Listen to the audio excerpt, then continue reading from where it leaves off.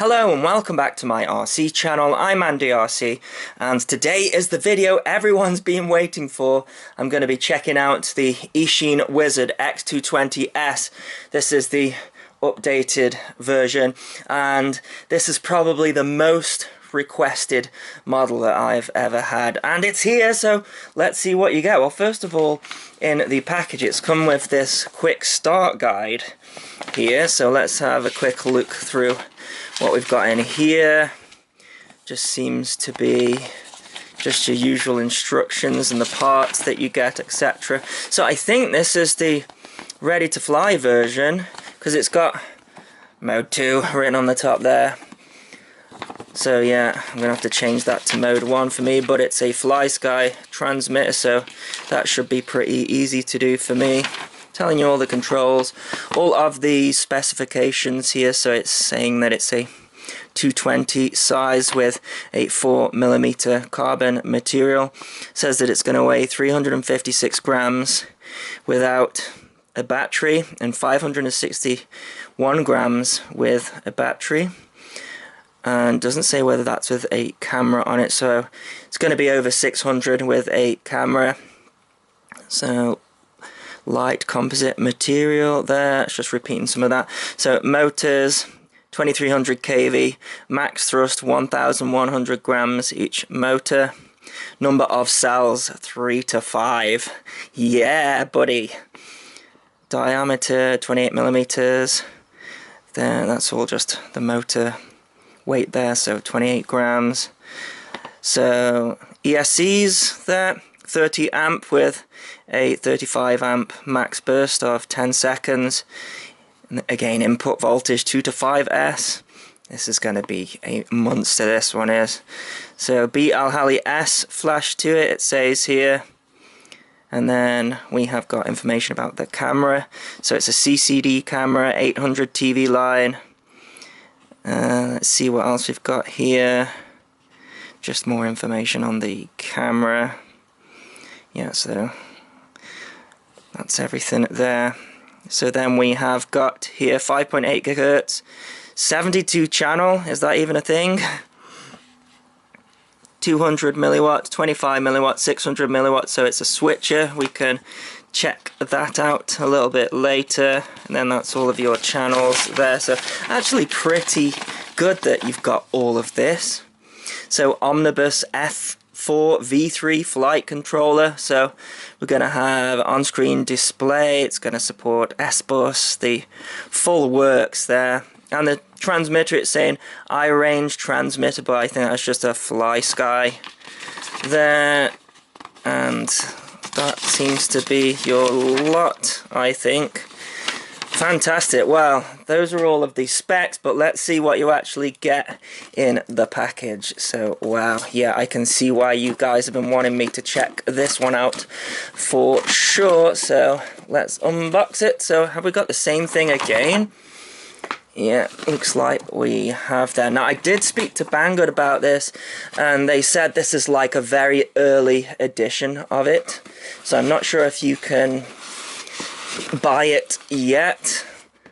It was on pre-order the last time that I saw it, so we have got these 2 foam pads here. Let's just lift everything out. Right, so there we got the transmitter on the top then. Oh, there's stuff falling out here. We've got a battery, oh, all sorts of stuff. Looks like you get as many props as the last one. Crazy amount of props. So here we have the I-range transmitter, and I think, yeah, we'll have to see whether it is the full 10 channels, because it says i6X there, and it looks the same color as the FlySky i6X, so we may be looking at a 10 channel transmitter. Of course, I'll confirm that later. Battery is a 1500 milliamp 4S75C.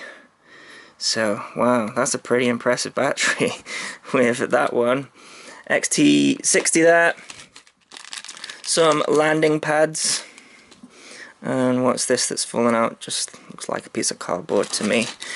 that does, we have got some screws, we have got a pagoda antenna. Wow, you really get a lot for your money these days, don't you? Pagoda antenna in there. Yep. So let's get the actual aircraft out. Wow, this looks smart.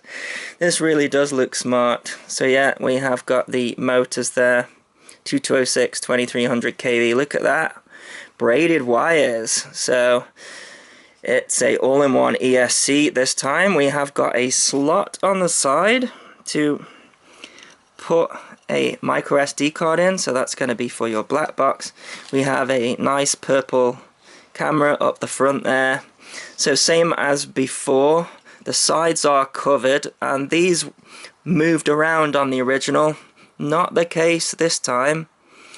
And then nothing moves there either. We also this time have got a angle marker on here, so tells you what angle you've got your camera at. That is pretty awesome, isn't it?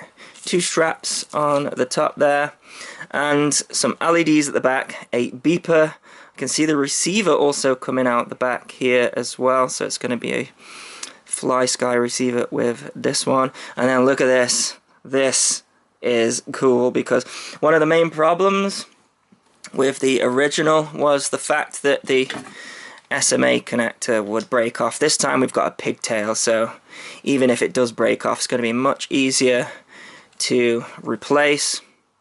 So it looks like we have got RPSMA here, which is fine. And yeah, wow, it looks really nice. It says the receiver there, so it looks like it's a variation of the A8S there, and I can access the bind button as well there. Got the normal LEDs underneath it there. Let's see what else that we have got. Oh, look at this. We have got a Runcam 3 mount. So is that just going to go on there with some cable ties, and hopefully that will also fit the GoPro session as well.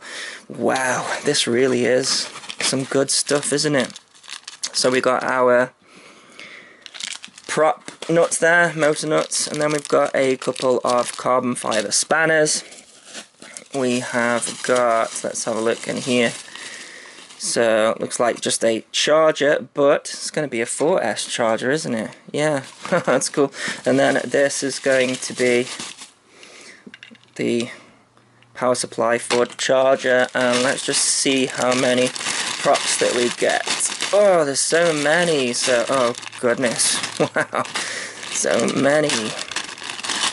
They look very similar to the Racecraft props. 5051. So how many we got? 1, 2, 3, 4, 5, 6, 7, 8, 9, 10. Oh my goodness, so 20 props in total. That's crazy.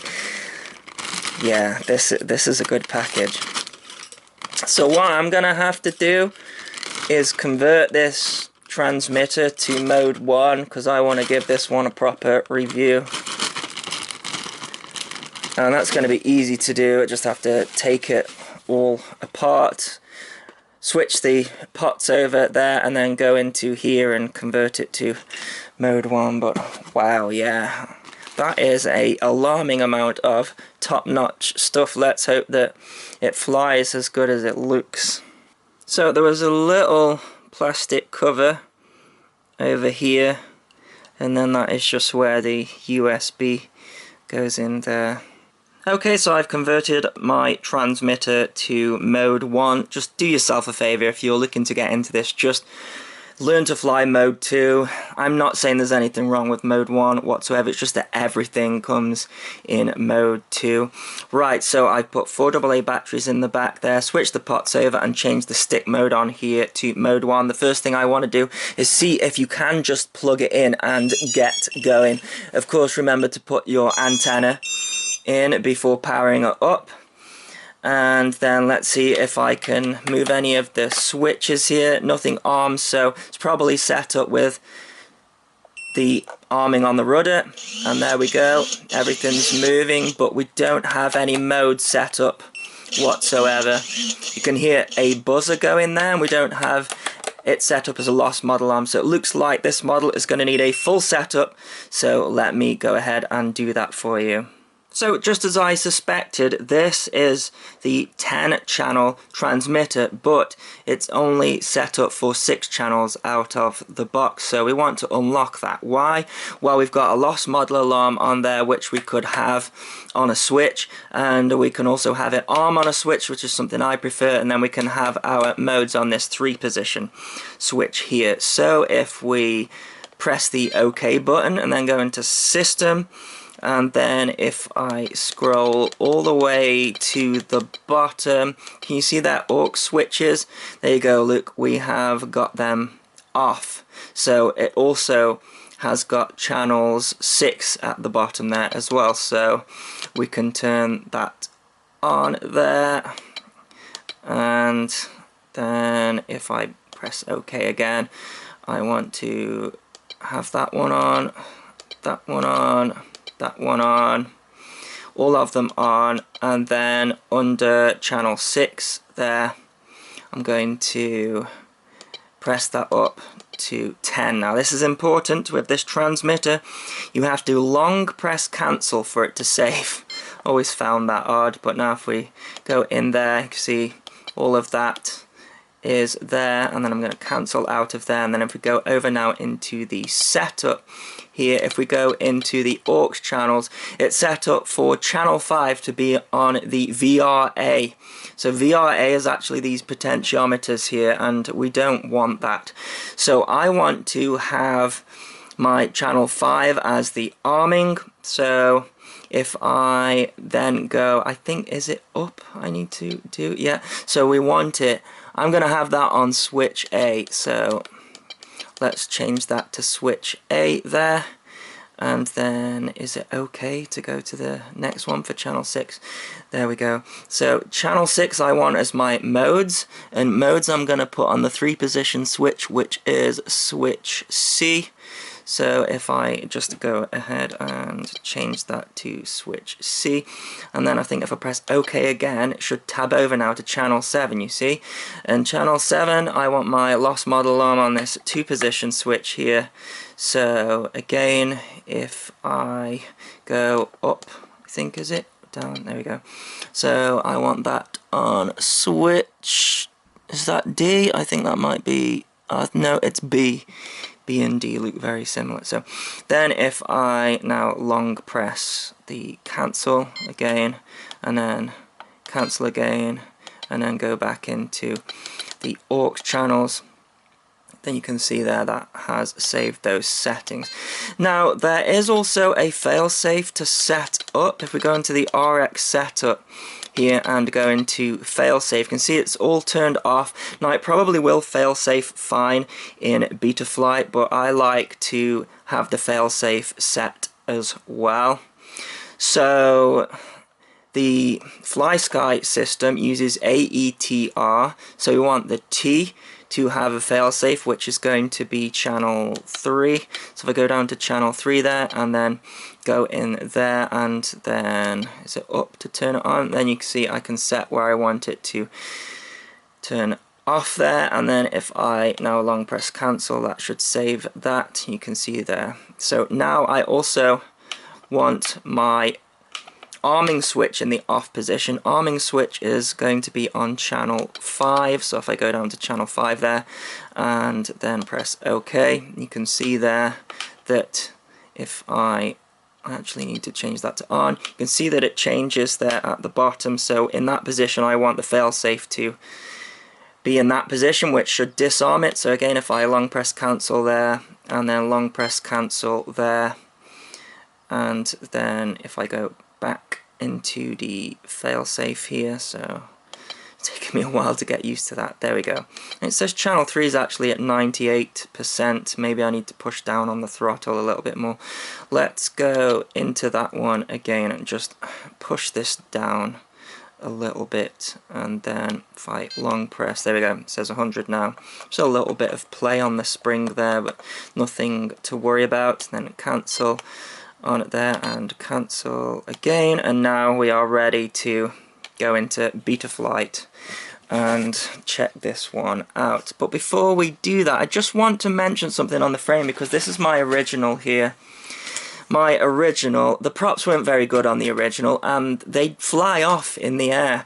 So I don't know if that's going to be the case with these. They seem to be a different prop, but it did break the frame. So I would say, if you are interested in this model, get yourself a couple of spare bottom and top plates. So yeah, just make sure that you do that. But I have to say, it was a hefty crash with this one, and it's because these props, they weren't very good, and it broke off in the air and it tumbled. So yeah, there you go. Okay, so I've taken this guy apart because I couldn't resist. I wanted to see what was inside, and I think you might want to as well. So just look at this crazy stack that we have got here. So we've got a power distribution board at the bottom there, then the 30 amp BL Halley S ESCs, and then an Omnibus F4 flight controller with a built-in on-screen display. And we can also put a micro SD card in here as well for the logging, and then our micro USB 2 connector there, and those are both accessible from the outside. And there's also a boot button, very small here as well, and that won't be accessible from the outside, so you'd have to take that off if you wanted to mess with that. And then we have got the VTX on the top here, so the camera comes in over here, and then we've got a little connector for the pigtail adapter up there, and that's got a bit of hot glue dabbed on it there so that it doesn't come off. And then we've got a little LED display here which is going to tell us the channel that we're on, so 1 to 8, and then the different bands, so 72 channel there, so a lot of bands on there. And then it's also going to tell us the strength of the VTX as well. So a short press will go through the channels, a longer press will go through the bands, and then an even longer press will go through the different power. So just one line across here is 25 milliwatt, two line 200 milliwatt, three lines 600 milliwatt supposedly. Now when this thing is on the top there, the battery straps get in the way of that, so you can take the top off like I've done here. Now we have the receiver at the back here, and also the LED board. Now of course if you've got the ARF version, then you don't have a receiver. You're also not given a battery and a transmitter as well, of course, so you'd have to provide that yourself. And then yeah, the LED board at the back with a buzzer, and the LED board is connected to the DIN, and the buzzer is also connected to the VBAT as well. So quite a package that we've got with this thing. Right, next thing to do is get all this back together and stick it in Betaflight, and let's get this thing set up and go for a fly. So here we are in the Betaflight configurator. You get this from the Chrome App Store. So I am just going to go through the version of Betaflight that it comes with, but you might want to update it to the latest version. It may have the latest version on, so we shall see. But I'll show you the things that you need to save if you are wanting to upgrade it. So I've got the quadcopter plugged into the computer via a USB cable. I don't have the transmitter turned on at the moment. We don't need the battery in. The receiver powers up without the battery plugged in, so that's pretty cool. So it says COM16 at the top there. I'm going to connect to it.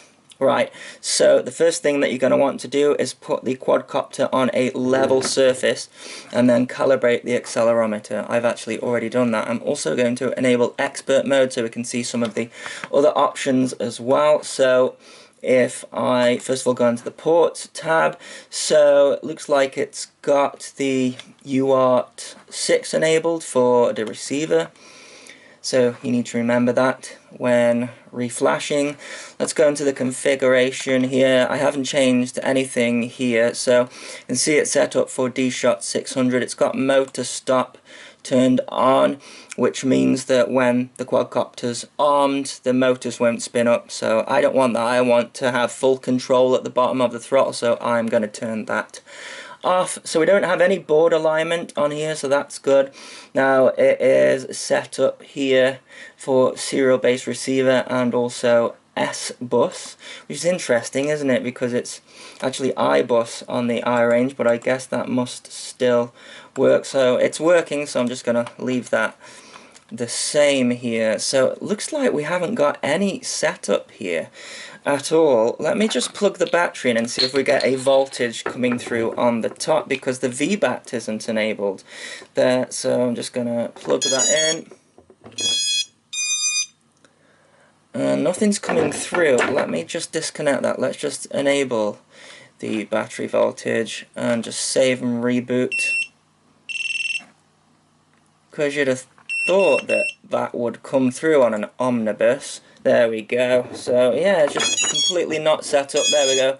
Now the battery voltage is coming through. So wow, yeah, it's a good job I'm doing this part if you are new to this sort of thing. Right, so back to the configuration. So yeah, we want to have VBAT because that's going to come through on our beeper there. Now I tend to find that these warning figures are a little bit high. I like to bring it down on a 5" to just 3.4, and then minimum cell voltage 3.3. Otherwise your beeper will start going off early at the top of the throttle. So I'm just going to bring that down there.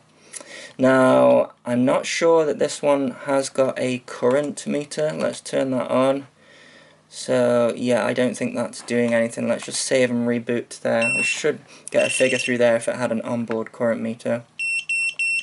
So let's just connect to that there and then back into here. Yep, so it's not going to do any harm if I leave that on there. So let's scroll down here. So craft name, I'm going to change this to AndyRC, because why not? So it looks like that it doesn't have that enabled for the on-screen display, so we'll have to go through all that as well.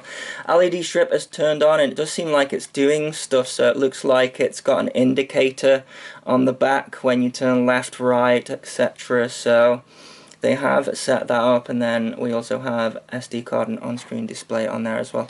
That is fine. So if I save and reboot now, you have to do that every time on that screen. So I'm going to reconnect to that. So next, actually, the failsafe, it should be fine to drop. Yeah, actually, if we go back into here, no, that's fine, everything's fine in there. So if we go on to PID tuning now, so these just look like stock Betaflight PIDs. I'll see how it flies on that, and if I have to make any changes I will. Super rate was 0.7, I've bumped that up to 0.8, it's just something that I like to do. Now receiver, I haven't got the transmitter turned on, so let's just turn on that there. There we go. So you can see if I move the controls around there, that everything is working. And now if I move my switches, you can see there those will now show up as, so we've got aux 1, aux 2 and aux 3, just like I wanted. So this is where we come into the mode. So it's just set up to have angle mode in aux 1, so I'm going to completely change that. So I'm going to add arming here on the aux 1, and then I'm also going to have air mode over here as well, but I want that in the 3rd position on aux 2. I'm then going to change the modes to have angle on aux 2, so it's going to go angle and then acro and air. That's how I like to have it set up. And then finally I'm going to add an aux 3, and then that is going to be for our beeper. And then what you will find is if I press save here now, then that beeper will go off, and it should also on, but I don't have the battery plugged in, so we'll get back to that a little bit later. What I do want to check actually is if we go into the receiver tab here, I want to see what value it reads when I turn off. So I just turn the transmitter off, so 885. We need to make sure in the failsafe there, 885. So I'll check the failsafe in a bit, but that should work fine. So we've done the modes there. We don't need to calibrate the ESCs because it's using D-Shot. So if we now go into the on-screen display, because I want to mess this around a bit because this isn't how I like it whatsoever. So I'm going to turn off artificial horizon, I'm going to turn off horizon sidebars, and then I want to turn on craft name because why not? So I'm going to move craft name over here, then I'm going to move my voltage down to here as well. Over there. Is that too far? No, I think that's fine. Stability, that's the flight mode that you're in. It's always just slightly off the middle, and that kind of annoys me. So your fly time and your on time, these are the two different times where it's been sat on the ground with the battery plugged in, and then the flight time. I like to put those over the top of each other because they never read the same thing at the same time. So I like to have one over the other there, and I think that's it. So there's no RSSI on this one, so that is everything that I need. So I'm going to save that there and then look through the goggles. If I need to move it around a little bit because it's slightly off on the goggle, then I'll do that. So then LED strip, right, so they have set up the LEDs to do a bunch of stuff. So it's set up as arm state and also indicators and all sorts of things. So if you want to upgrade Betaflight, then you're going to want to go into the CLI and type in dump. And then we're going to want to copy the LED settings, which start here. And you can copy the entire dump. I would recommend doing that. But go all the way down to here and copy that. Then you want to put that in a text document, save it, and then when you upgrade Betaflight, put this in there. So just paste it and then save, and then that will remember your LED settings. So let's just check the version that this has come with, because I think we're on version 3.17, it's latest version to this date anyways, I think. There you go, Omnibus F4 SD as the target. So if I just disconnect out of there and then go into firmware flasher, that's just going to beep because I've got the transmitter turned off. Be quiet please, there we go. So what was it, Omnibus F4 SD, latest version 3.17, it's that anyways, right? So the next thing I want to do is go into BLHali and just show you the settings there, and to do that I need to plug the battery in. So obviously make sure that your props are off when you do this. So I'm going to connect and then read the setup here. So we are BLHali 16.6. So looks like, yeah, look at that, they have gone in there and reversed a couple of the motors there, so they just soldered them in random. It doesn't have brake on stop turned on, so I'm going to turn that on and then also write the setup, and then we are good. That is our Betaflight and BLHali setup. All we need to do next is test the failsafe, then put the props on and then go fly. Okay, so how do we test our failsafe? Well, it's quite simple. You turn on the transmitter and then plug the battery in, and now it's set up to arm on this switch. Then we have our beeper on that one, modes on that one, so angle, acro, and air, and then we arm it. The motor should all spin, and then simply just turn off the transmitter and the motor should stop and it will start beeping, which it is doing. And just while I'm here, I'll show you the LED sequence as well. So I'm gonna put in some aileron. You can see that it flashes, and then the same on the back and same on the front. Nothing on the yaw, nothing on the throttle. So you can see that I have added the Runcam 3 mount. and there's only just room for a cable tie to go through there. One thing I missed in the unboxing is you are given some cable ties, but they aren't long enough to go around here, so I'm guessing they've give you those maybe to hold these down, but you don't really need to do that. So this is for the Runcam 3, and I'm going to be using a Runcam 3. Just see if it will fit a GoPro session.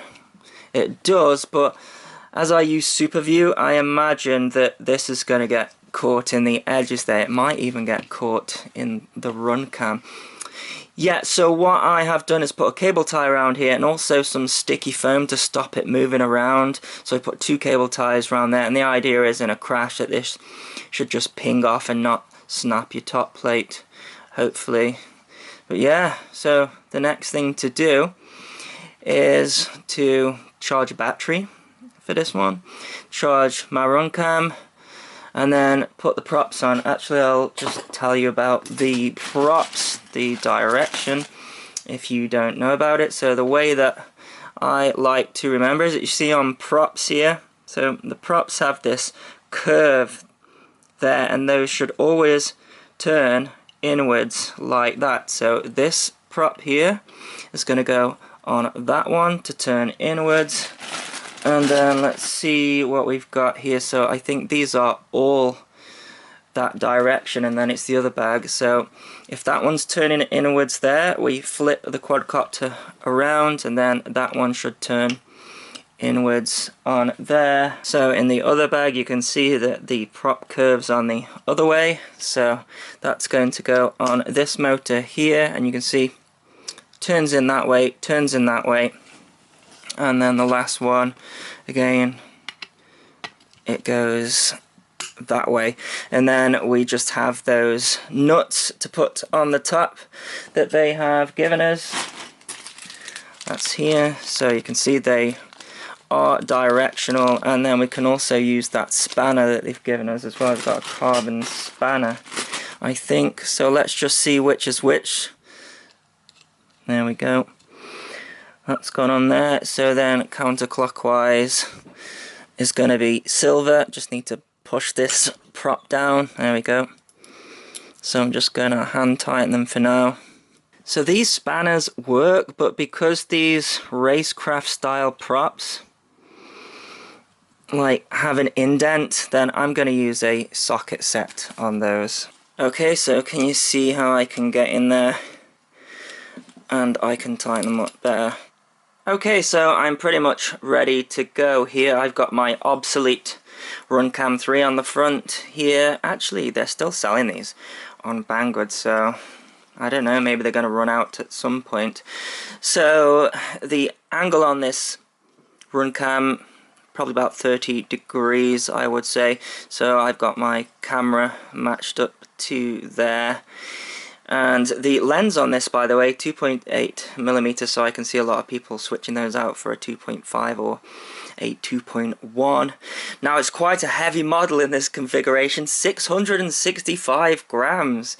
If you compare that to the Hyperlight Floss that I built on the channel not so long ago, I think that one comes to 510 grams of the GoPro, so it's a heavy model for sure, but I think it's still going to have plenty of power and is going to fly nicely. Now, one thing that I noticed whilst messing around with all this is the motors are actually soft mounted.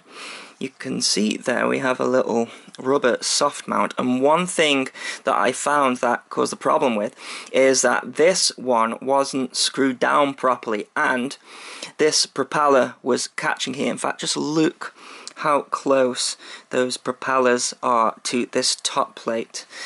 So I'll have to see if they catch, but they're moving freely at the moment. So I guess the last thing to do is to go and do a line of sight flight with this, and then after that some FPV, so let's go.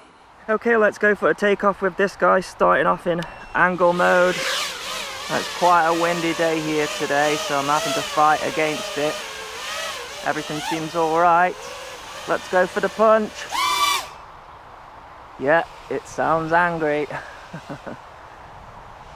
See those LEDs nicely in this dull weather.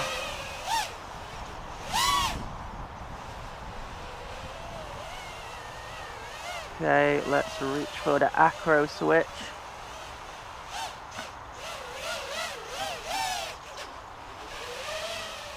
It's always hard to tell whether the tune's any good whilst flying line of sight.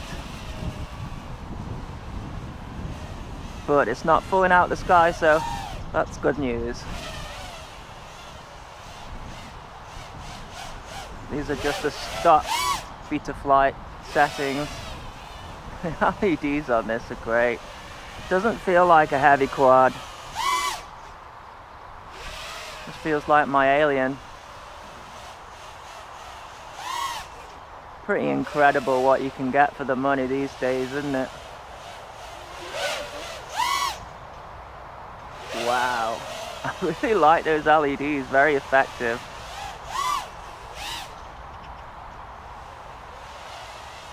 Plenty of power.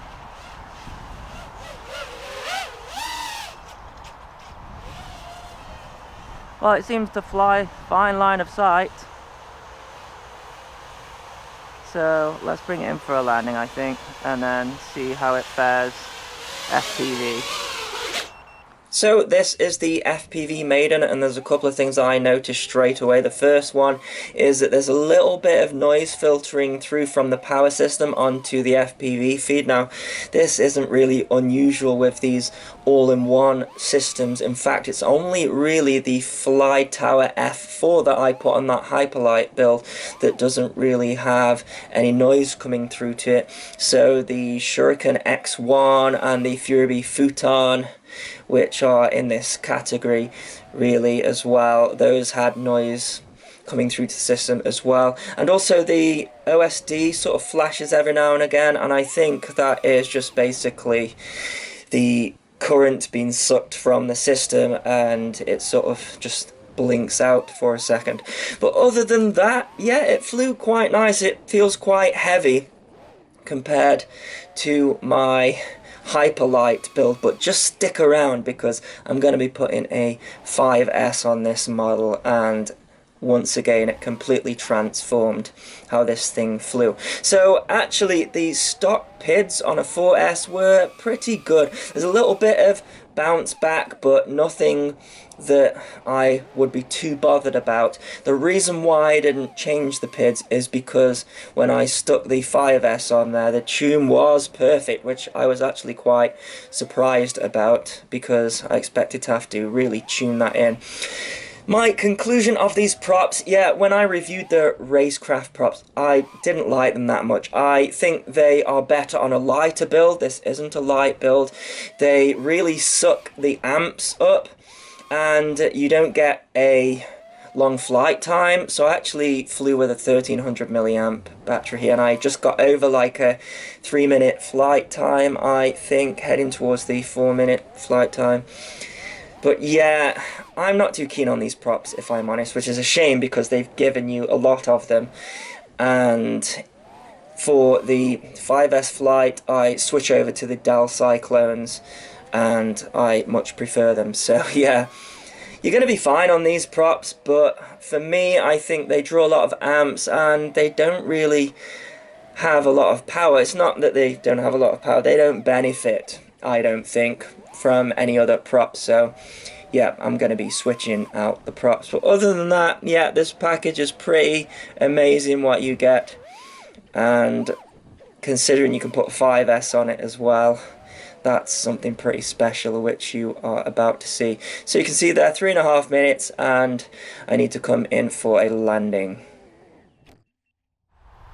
1, 2, 3, 4, 5 S. R-line Tattu. It should take it apparently. Let's see if I can make a wizard explode. Let's go for the line of sight. I've switched out the props to the Dell Cyclone props because I think the stock props are going to draw too many amps. So let's see what happens. We're going to try and arm it. It's not gone crazy yet. Let's take off. It flies. Punch. What? Oh my god. This is actually the first 5S flight I've ever done in my life. And Just listen at that. That is bonkers. Well, it doesn't seem to have exploded yet, but I can try.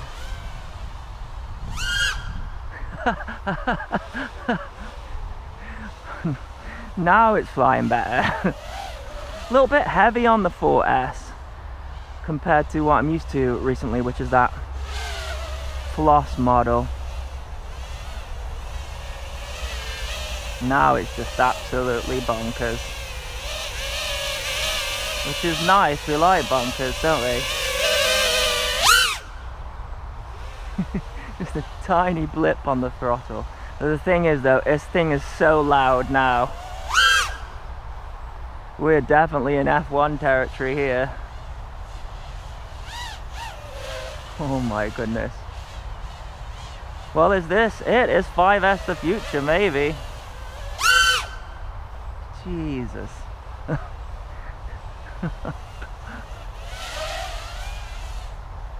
Yeah, this is bonkers. Will it do acro with 5S? I mean, yeah, fine.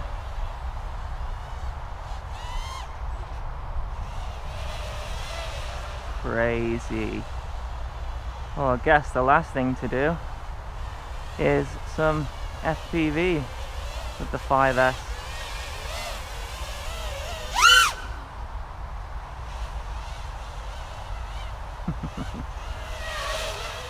I'm enjoying this too much, right? Going for a landing.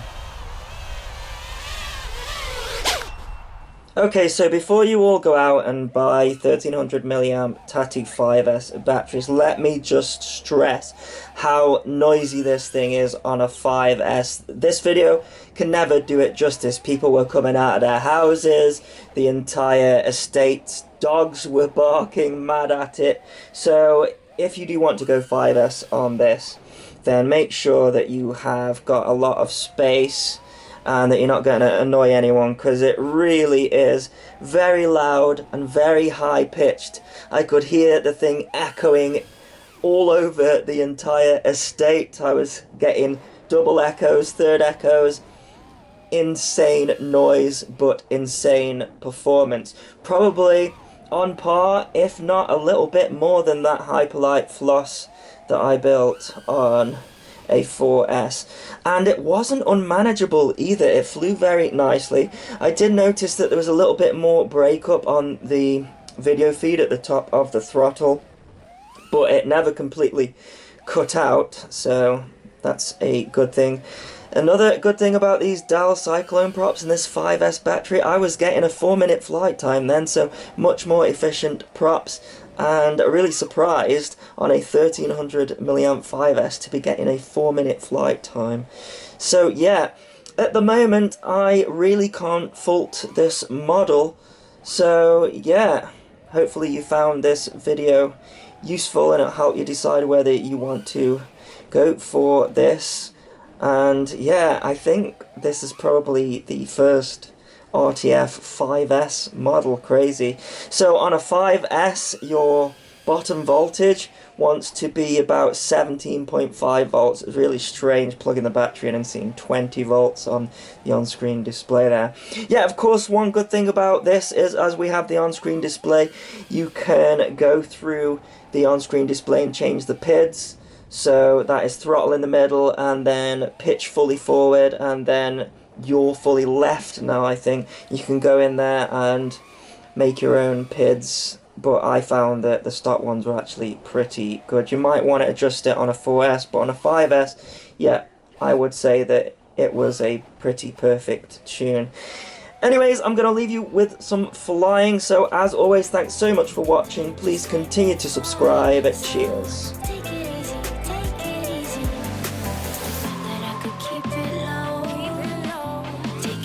Take it slow.